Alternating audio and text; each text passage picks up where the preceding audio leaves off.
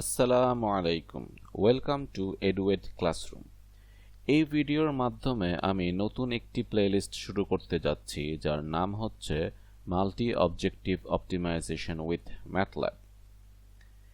এই ভিডিওতে আমি মূলত মাল্টি অবজেক্টিভ অপটিমাইজেশনের ইন্ট্রোডাকশন পার্টটা কভার করব। উল্লেখ্য যে এই ভিডিওতে ম্যাটল্যাব সংক্রান্ত কোনো আলোচনা হবে না, শুধুমাত্র মাল্টি অবজেক্টিভ অপটিমাইজেশনের খুবই গুরুত্বপূর্ণ কিছু ইন্ট্রোডাক্টরি ধারণা নিয়ে আমরা ডিসকাস করব।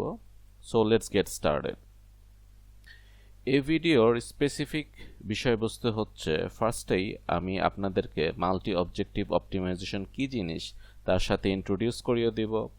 নেক্সট আমরা খুবই একটা ইম্পর্টেন্ট কনসেপ্ট, সেটা হচ্ছে Pareto optimal solution and Pareto front.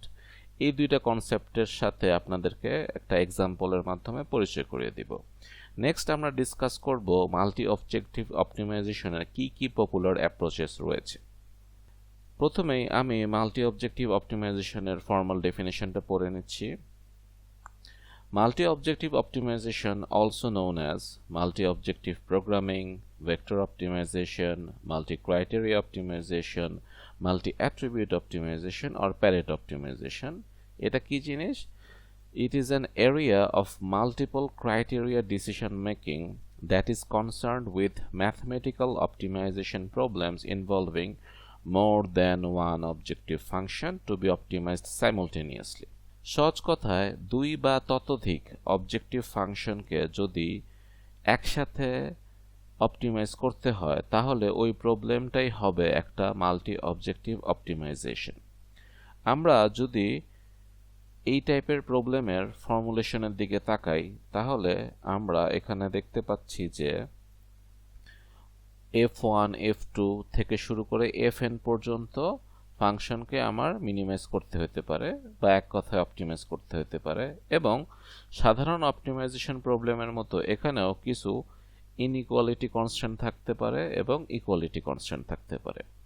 আমরা যদি সিঙ্গেল অবজেক্টিভ অপটিমাইজেশন প্রবলেমের সাথে কম্পেয়ার করি, তাহলে আমরা এক জায়গাতেই পার্থক্য দেখতে পারবো যে এইখানে একটাই অবজেক্টিভ ফাংশন, কিন্তু এখানে একাধিক অবজেক্টিভ ফাংশন। নেক্সট আমাদের যে আইডিয়াটা নেওয়ার প্রয়োজন, সেটা হচ্ছে প্যারেটো অপটিমাল সলিউশন এবং প্যারেটো ফ্রন্ট। কমপ্লেক্স কোনো ডিসকাশনের আগেই আমি খুবই একটা সহজ এক্সাম্পলের মাধ্যমে আপনাদের সাথে এটাকে পরিচয় করিয়ে দিতে চাই। আমরা যখন মোবাইল কিনতে যাই, সাধারণত আমরা দুইটা জিনিস লক্ষ্য করি, একটা হচ্ছে প্রাইস আর একটা হচ্ছে পারফরমেন্স। পারফরমেন্স যত ভালো আমরা প্রেফার করি, আর প্রাইস যত কম হয় সেটা আমরা প্রেফার করি। সো আমরা কিন্তু মোবাইল কেনার সময় এই দুইটা জিনিস সাইমultaneously চিন্তা করি, যাতে পারফরমেন্স বেশি হয়, প্রাইস যাতে কম হয়। এইটাকে আমরা চাইলে একটা মাল্টি অবজেক্টিভ অপটিমাইজেশন হিসেবে কনসিডার করতে পারি। ধরে নিলাম বাজারে আমাদের কাছে এরকম অনেকগুলি অপশন আছে, যেটার প্রাইস এই রেঞ্জে, কোয়ালিটি এই রেঞ্জে, এরকম অন্যান্যগুলির রিলেটেড পারফরমেন্স এবং প্রাইস হচ্ছে বিদ্যমান। আপনি যদি খুব ভালো করে খেয়াল করেন, আপনি কিন্তু এই চারটা অপশন বাদে অন্যগুলির দিকে তাকাবেনও না। কেন? কারণ অন্যগুলি এই চারটা থেকে হচ্ছে ইনফেরিয়র। আলোচনার সুবিধার্থে আমরা কয়েকটি অপশনকে বিভিন্ন লেটার দিয়ে অ্যাসাইন করি। আমরা যদি পি এবং এ এর মধ্যে কম্প্যারিজন করি, পি এর পারফরমেন্স খারাপ কিন্তু প্রাইস বেশি এ এর তুলনায়। অন্যদিকে আমরা যদি কিউ এবং সি এর মধ্যে কম্পেয়ার করি, তাহলে আমরা দেখব এদের পারফরমেন্স কাছাকাছি, কিন্তু সি এর তুলনায় কিউ এর প্রাইস অনেক বেশি।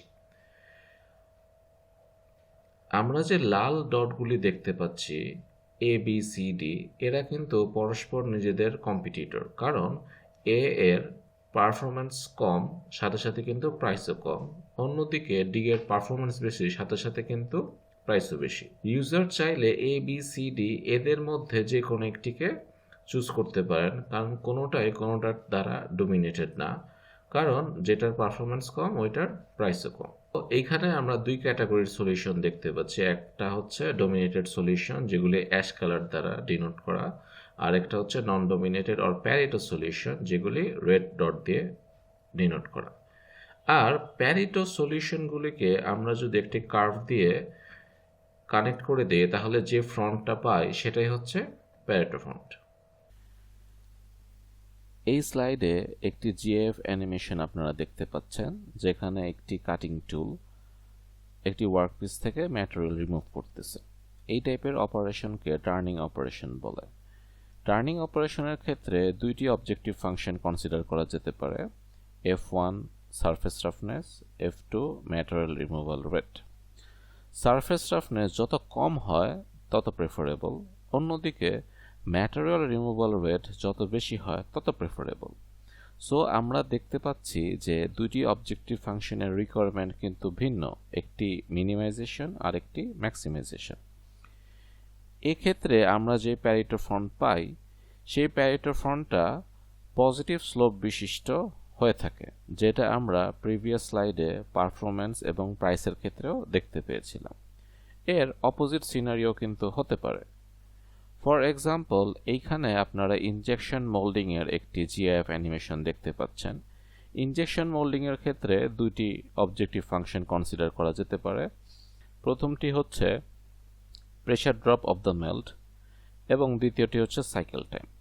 প্রেশার ড্রপও যত কম হয় তত প্রেফারেবল, সাইকেল টাইমও যত কম হয় তত প্রেফারেবল।